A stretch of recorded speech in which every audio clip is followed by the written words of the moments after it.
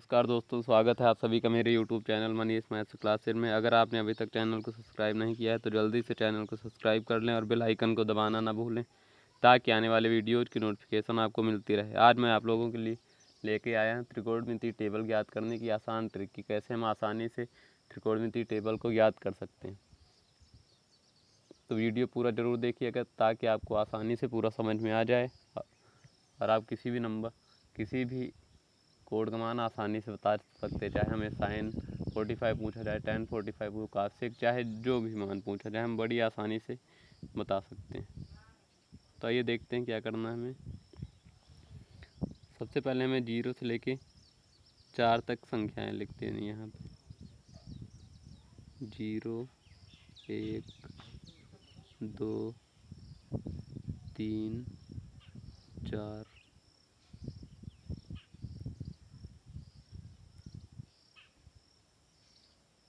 अब उसके बाद क्या करना, सभी को 4 से भाग दे देना।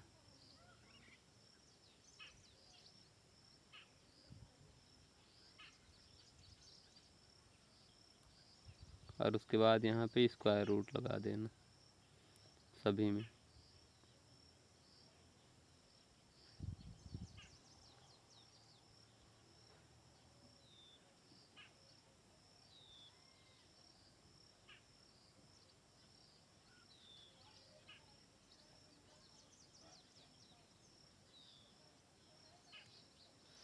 अब देखिए, अब यहाँ पे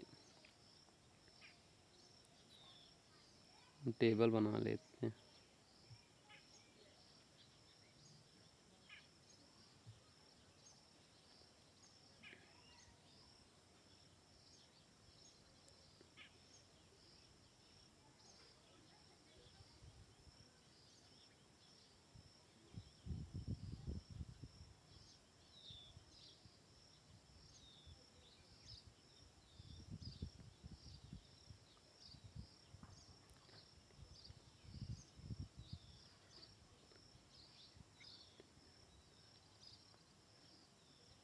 अब देखिए, पहले कौन सा आता, साइन आता, साइन लिख देंगे यहाँ पे।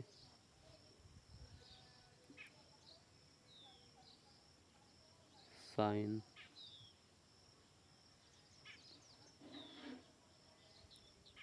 यहाँ पे 0 की वैल्यू लिखेंगे, यहाँ पे 30 की वैल्यू लिखेंगे, यहाँ पे 45 की वैल्यू लिखेंगे, यहाँ पे 60 की वैल्यू लिखेंगे और यहाँ पे 90 की वैल्यू लिखेंगे।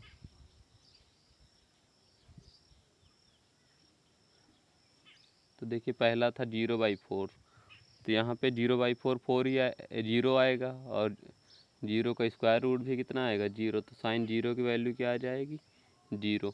उसके बाद 1/4 है तो 1 का स्क्वायर रूट कितना आ जाएगा, 1 आ जाएगा और 4 का स्क्वायर रूट 2 आ जाएगा। तो साइन 30 की वैल्यू कितनी आ गई, 1/2। अब यहाँ पे है 2/4, तो इसको हम 2 से डिवाइड कर सकते हैं। यहाँ पे आ जाएगा 1, यहाँ पे 2। तो 1 का स्क्वायर रूट 1 आएगा और नीचे क्या आ जाएगा, स्क्वायर रूट 2। यहाँ पे 63 है तो इसको क्या लिखेंगे, यहाँ पे ऐसे ही लिख देंगे, स्क्वायर रूट 3, स्क्वायर रूट 3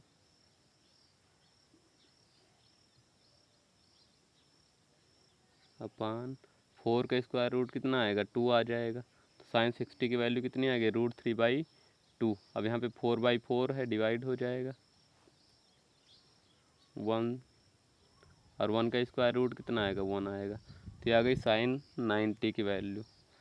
तो क्या करना, सबसे पहले 0 से लेके 4 तक संख्या लिख देनी, 0, 1, 2, 3, 4। फिर सभी को 4 से डिवाइड कर देना और उसके बाद स्क्वायर रूट लगा देना। तो पहला था 0/4, तो यहाँ पे कितना आएगा, 0 को 4 से भाग देंगे, 0 आएगा, 0 का स्क्वायर रूट भी 0 आएगा। फिर 1/4 था तो 1 का स्क्वायर रूट 1 आ जाएगा, 4 का स्क्वायर रूट 2 आ जाएगा। फिर 2/4 था, इसको हमने काट लिया 2 से, तो 1/2 आ गया था। यहाँ पे 1 का स्क्वायर रूट कितना आ जाएगा, 1, और 2 का स्क्वायर रूट हम ऐसे लिख देंगे, स्क्वायर रूट 2। फिर यहाँ पे 3/4 था, स्क्वायर रूट 3/4, तो 3 का स्क्वायर रूट ऐसे स्क्वायर रूट 3 लिख देंगे। उसके बाद 4 का स्क्वायर रूट कितना आ जाएगा, 2 आ जाएगा। फिर स्क्वायर रूट 4/4 था, तो इसको 4 से डिवाइड कर देंगे, कितना आ जाएगा, 1 आ जाएगा। तो 1 का स्क्वायर रूट 1 ही आएगा। अब इसके बाद कास की जो वैल्यू होगी, कास की वैल्यू क्या होती है, जैसे साइन 0 से 90 जाते हैं तो इसका हम 90 से 0 आए तो ये क्या हो जाती है, कास जो साइन 90 की वैल्यू होगी वो कास 0 की होगी। तो इधर से लिखेंगे, इधर से, तो यहाँ पे कास 0 क्या आ जाएगा, 1। फिर ये जो 60 लिखें यहाँ पे, इसके 30 के स्थान पे आएगा, तो कास 30 की वैल्यू कितनी आएगी, √3/2।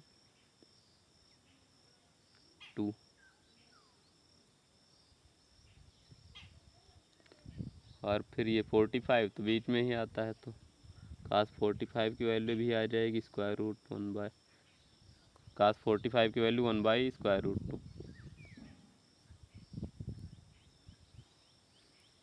और उसके बाद 30 जो था ये 60 के स्थान पे आएगा, तो कितना आ जाएगा, कास 60 1/2। और 90 के स्थान पे क्या आएगा, जो साइन 0 की वैल्यू 0। अब इसके बाद कौन सा आता है, tan। तो tan पढ़ा होगा सबने, tan थीटा बराबर क्या होता है, साइन थीटा बटे कास थीटा। देखिए ये होता है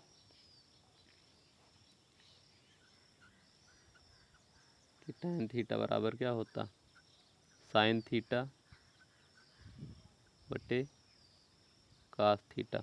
जैसे अगर हमें tan 0 निकालना है तो यहाँ पे क्या करेंगे, साइन 0 की वैल्यू रखेंगे, साइन 0 कितना आता, 0।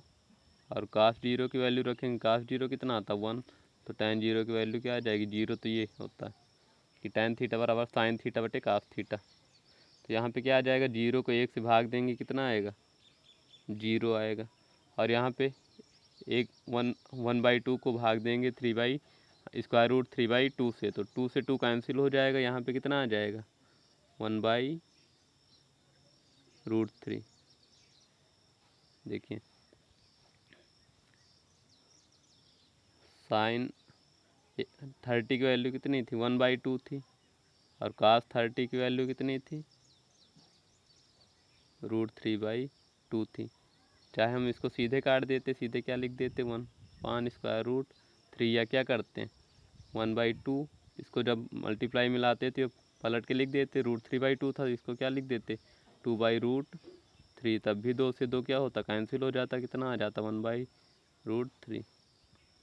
तो यहाँ पे कितना आ गया, 1/√3। अब यहाँ पे tan 45 की √2 कैंसिल हो जाएगा, कितना आ जाएगा, 1 आ जाएगा। और यहाँ पे tan 60 की √3/2 है, उसको भाग देंगे 1/2 से, तो 2 से 2 कैंसिल हो जाएगा, √3/1 अर्थात √3 लिख देंगे, केवल √3। अब यहाँ पे 1 को 0 से भाग देंगे, तो 1 को 0 से भाग देना है तो कितना आएगा, 1/0। किसी भी संख्या को अगर हम 0 से भाग देते हैं तो हमेशा आता है इनफाइनाइट। तो यहाँ पे कितना आ जाएगा, इनफाइनाइट। अब इसके आगे के देख लेते हैं। अभी तो ये आ गया साइन कास tan। तो सबसे पहले ये तो बता ही दिया साइन का वैल्यू कैसे निकलेगी। उसके बाद जो कास की वैल्यू होती, जैसे साइन 0 से 90 जाते, अगर 90 से हम 0 आएँ तो वही क्या हो जाती, कास की वैल्यू। जो साइन 90 की वैल्यू रहेगी वो कास 0 की रहेगी। तो 90 की यहाँ पे 1 थी, तो कास 0 कितनी आ जाएगी, 1 आ जाएगी।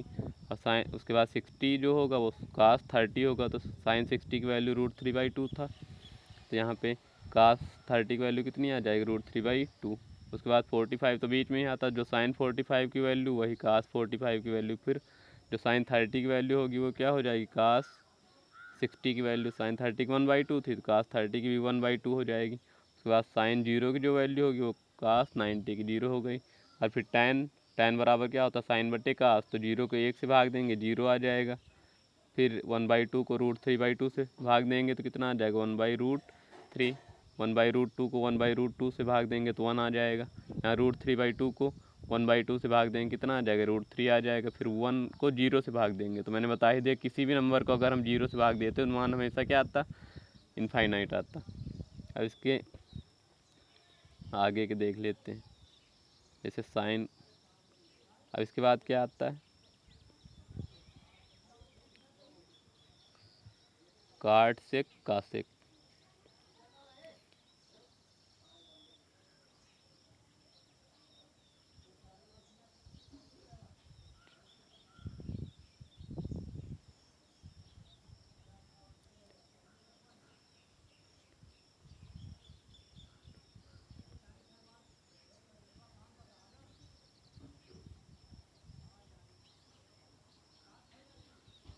तो देखिए यहाँ पे क्या था,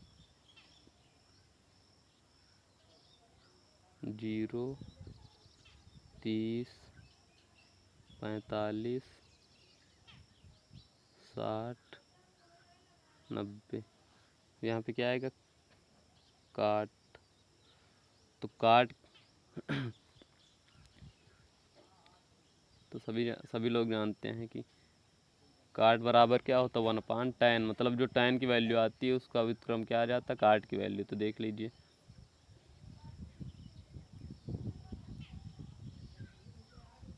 tan 0 की वैल्यू 0 की वैल्यू 0, तो काट 0 की क्या हो जाएगी, इनफाइनाइट। 0 का उल्टा क्या होता है, इनफाइनाइट। tan 30 की वैल्यू 1/√3, तो काट 30 की क्या आ जाएगी, √3/1 अर्थात √3। tan 45 की 1, तो काट 45 की भी क्या आएगी, 1 आएगी। tan 60 की √3, तो काट 60 की क्या आ जाएगी, काट 60 की 1/√3। tan 90 इनफाइनाइट, तो इनफाइनाइट का उल्टा क्या होता है, 0 होता है। अब इसके बाद क्या आता है, सेक। देखिए, चाहे पहले हम कासेक सेक काट लिखे, चाहे काट सेक कासेक, उससे कोई मतलब नहीं। तो सेक 0, जो कास 0 होगा उसका उल्टा क्या हो जाएगा, सेक। कास 0 कितना है, 1, तो सेक 0 कितना हो जाएगा, 1। और कास 30 कितना है, √3/2, तो सेक 30 कितना हो जाएगा, 2/√3।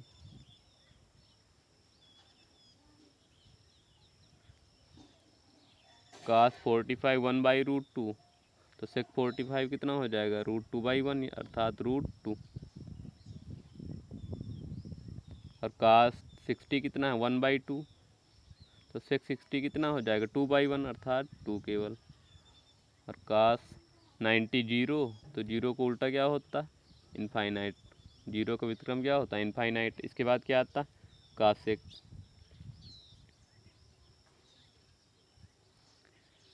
तो कासेक किसका अपोजिट होता, साइन का।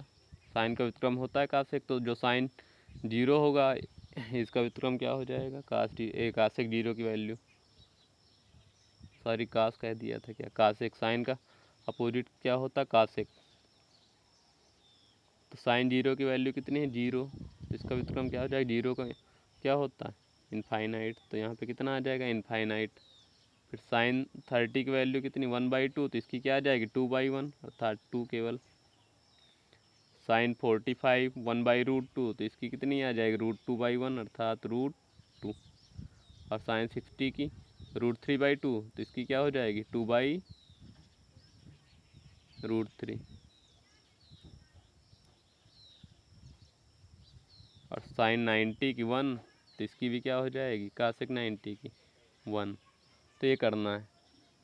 तो जैसा कि बता ही दिया मैंने कि सबसे पहले हमें 0 से लेकर 4 तक संख्याएं लिख लेनी। उसके बाद क्या करना, सभी को 4 से भाग दे देना, फिर स्क्वायर रूट लगा देना। स्क्वायर रूट की जो वैल्यू आएगी वही हमें सीधे लिख देनी। जैसे 0 के स्थान पे यहाँ 0/4, स्क्वायर रूट 0 आ जाता। स्क्वायर रूट 0 की वैल्यू कितनी आती, 0, तो साइन 0 के नीचे 0। फिर 1/4 था स्क्वायर रूट के अंदर, तो 1 का स्क्वायर रूट 1, 4 का 2। इसी तरह लिख देना हमें 90 तक।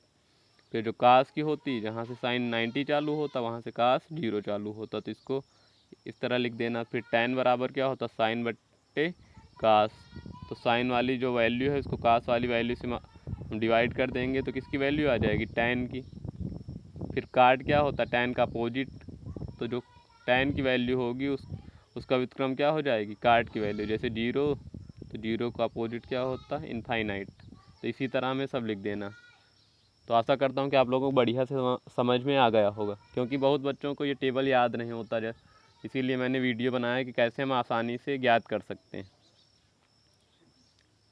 इसमें ना आपको रटना नहीं, कुछ नहीं करना, बस थोड़ा समझना है ध्यान से। बस अगर ध्यान से आप वीडियो देखेंगे तो समझ में आ जाएगा। एक बार में नहीं समझ में आ रहा तो आप दोबारा रिपीट करके देख सकते हैं, बढ़िया से समझ में आ गया होगा। तो अगर वीडियो